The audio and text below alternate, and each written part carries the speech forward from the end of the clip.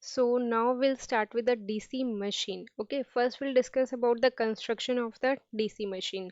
As you have seen in the previous, that for any machine we need two things. One is the magnet we have used, that is north and south magnet, and another is the coil we are using. Okay, so only these two things we are important, and we'll use these two things in our DC machine construction, but in a different form. Okay, for any machine we are having two things, one is stator and another one is the rotor. Stator, as its name suggests, what is stator? Stator is the stationary part, right? Stator is the stationary part, and what is rotor? Rotor is the rotating part. So for in every machine you are having one stator, and in every machine you are having stator also. Like in this, if I'll say, what is the stator which is not moving? Magnets are not moving, so magnets are, in this case it is stator. But in the case of rotor, this is coil is the rotor.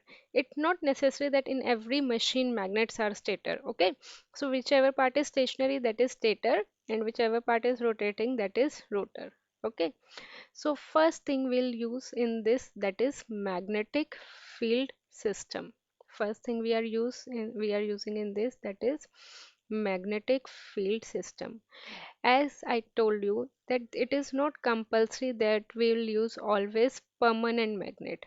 Okay, we can use temporary magnet also.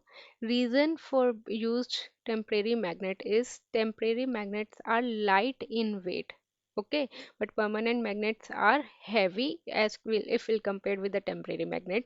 So we'll generally prefer DC motor, especially DC we are studying now. So that toy car motor that you are used in the your cars, that should be lightweight, right? Not should be of heavyweight. That's why we are preferring temporary magnet. This is the first reason. Second reason for using temporary magnet, that it is of long life. Okay, as compared with the permanent magnet. Remember that when you will pick any magnet from the market, that like in starting it's good, but after as the time passes it will start decreasing its property, right? But it is not the case with the temporary magnet. Okay, so now the question is, how can we make temporary magnet? Have you listened about the term solenoid?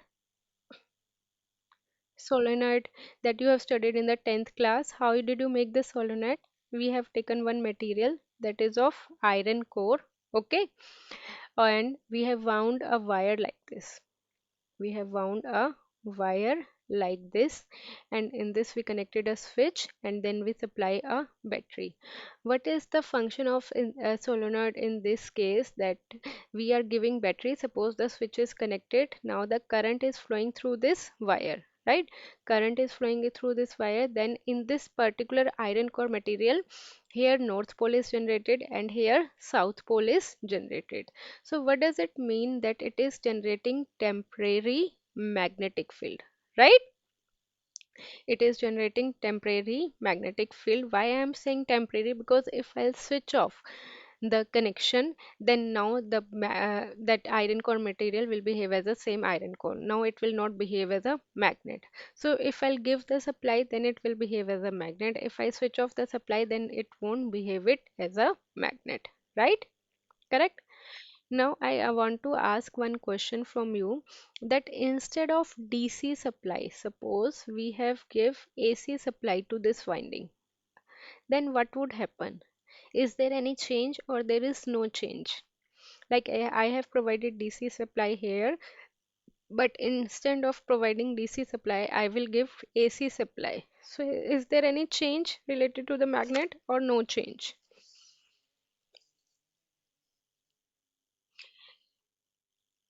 It will not magnetizing and demagnetizing again and again. It their poles keeps on changing. Here it is north south, then again south north, then again north south. Okay, so we don't want this property that our poles keeps on changes. We want this property that our poles should be fixed. So that's why we are using temporary magnet. Okay, so this is the temporary magnet. So it depends on our requirement, how we need temporary magnet. Like one magnet, sorry, one magnet can't be used, two magnet, four magnet, because we'll always use magnets in a pair. Okay, so I'm drawing like this. I am using 4 magnet because 4 magnet is a standard, neither too less, neither do more. Okay, this is the material I am using. Now I wound it for the temporary magnetic. Okay, and which supply should I need to give? AC or DC? DC. I told you na, this is what we have done. We have used temporary magnet, right? So I have made this temporary magnet. Suppose here North Pole is generated, here North Pole is generated, here South Pole is generated. So North South and then North South. Okay, clear this thing. This winding means if we are having wire we are having wounded like this, then we'll take it as a winding. Okay, understood. Now this winding is used for making magnetic field, that's why it is known as magnetic field winding. That's why it is known as magnetic field winding. So you can write down the name, field winding. Write down field winding.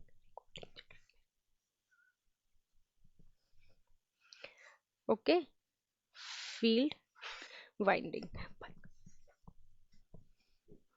Okay, draw this diagram, and on the above one, like we are having a frame like this, um, a circle, you can draw a circle.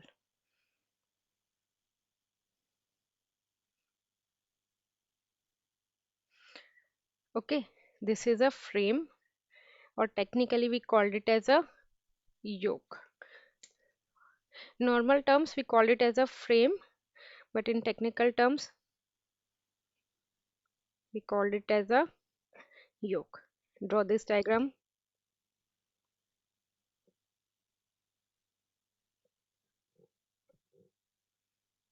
Okay, so this is what we have done. We have drawn this magnet, like we have studied now, this magnet. Okay, so the first part we have studied, that is the magnetic field system we have made.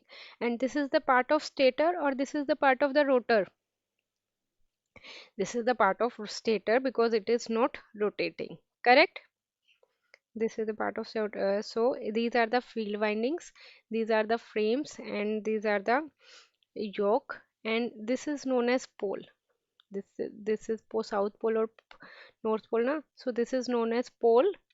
And this shape, okay, this shape, like they have tilted shape, this shape is known as pole shoe.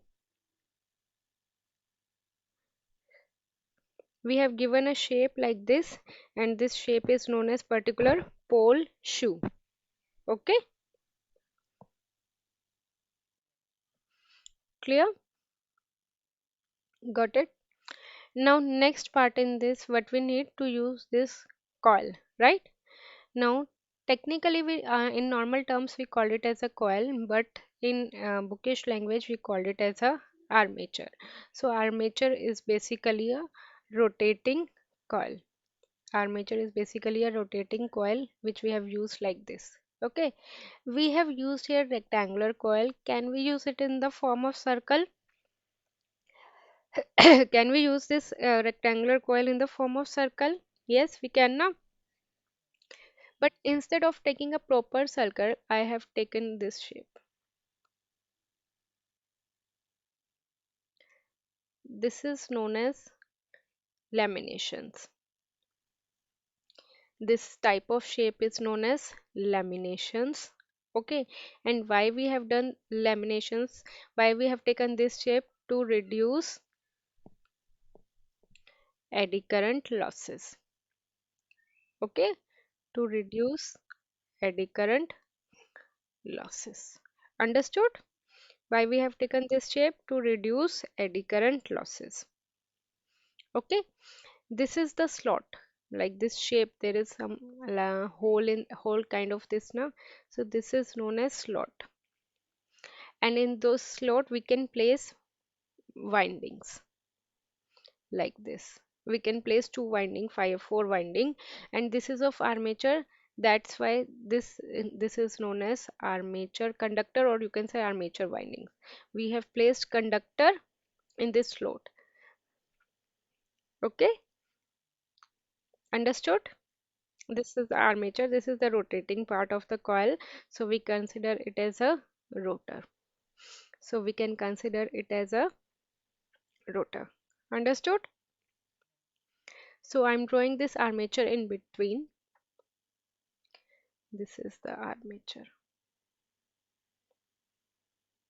My drawing is very bad actually. You can draw it like that. This is the armature, and we have placed armature conductor in these slots. Okay, like that in every slot. So I'm marking here. These are known as armature conductor. This is known as armature, and this space is known as slots. Okay, understood? Fine. Okay, and we have done this to reduce eddy current losses. Now next third thing we need to use here, commutator. Okay, what is commutator? I think you have studied in the 10th class also. Commutator is a device which is used to convert AC to DC. Now the question is that why we are using commutator, because if it is the case of motor or generator, then in both the cases EMF is induced.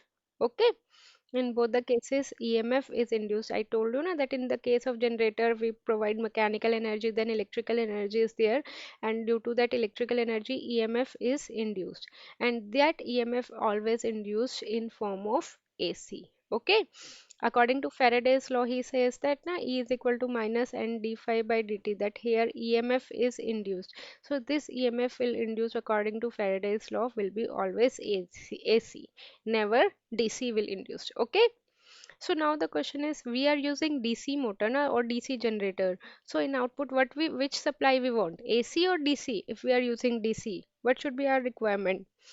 Obviously if we are using no, if we are using DC generator, then we need DC only now, and what we are getting from the what we are getting from the generator, AC, right? But we want DC, that's why we have used one device, that is commutator, which is used to convert AC to DC. Okay, commutator is of this shape, like draw a circle and mark it this. Okay, this is known as commutator. I am drawing this commutator here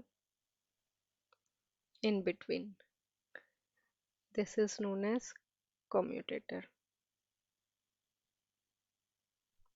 Okay, uh, this is commutator, which is used for converting AC to DC. Okay, and in between we are having shaft, you know na, on which motor there is a long rod, on which motor a complete motor is dependent on this shaft only. This is known as shaft. Okay, so this is the basic construction of the DC motor, or we can say generator. This is the most important question, because in every university they generally ask for write down the construction for DC machine. Okay, so I told you the three main part. One is the magnetic field system, which will use temporary magnet. Second is the armature, which will use in this laminated form. Third is the commutator, which is used to convert AC into DC. Next we can use brushes also, which is used to make the electrical connection. Understood?